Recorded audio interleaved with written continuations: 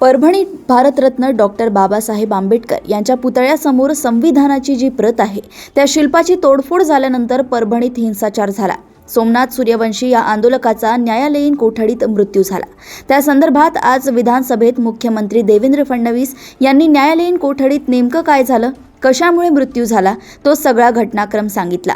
सोमनाथ सूर्यवंशी यांच्या पोस्टमॉर्टम रिपोर्टचं पहिलं पान वाचलं, पण त्यांच्या मेडिकल एक्झामिनेशनमध्ये लिहिलंय की त्यांना श्वासाचा दुर्धर आजार होता, ब्रेथलेसनेस आहे असं त्यांनी सांगितलं।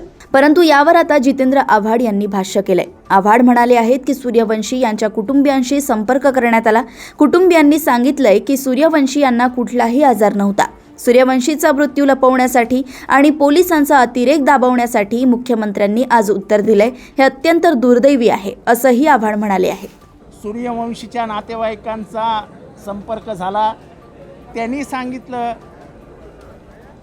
की सूर्यवंशीला कुठल्याही पद्धतीचा आजार नव्हता, त्याला श्वासोश्वासाचा त्रास होत नव्हता, त्यांना जे ध्वनित करायचं होतं, त्यांना जे उंगली दाखवायची होतं त्याला अस्थमा म्हणतात, तो अस्थमाचा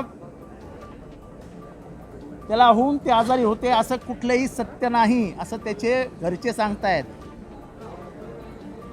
आणि त्यांच्या घरच्यांनी सांगितलं की आम्ही एकाही पैशाची सरकारची मदत घेणार नाही। मी म्हणून सांगितलं की सूर्यवंशीचा मृत्यू दाबण्यासाठी आणि पोलिसांचा अतिरेक लपवण्यासाठी आणि ॲट्रॉसिटीज आणि पोलीस बळाचा वापर याच्यावर पडदा टाकण्यासाठी मुख्यमंत्र्यांनी हे उत्तर दिलं आहे।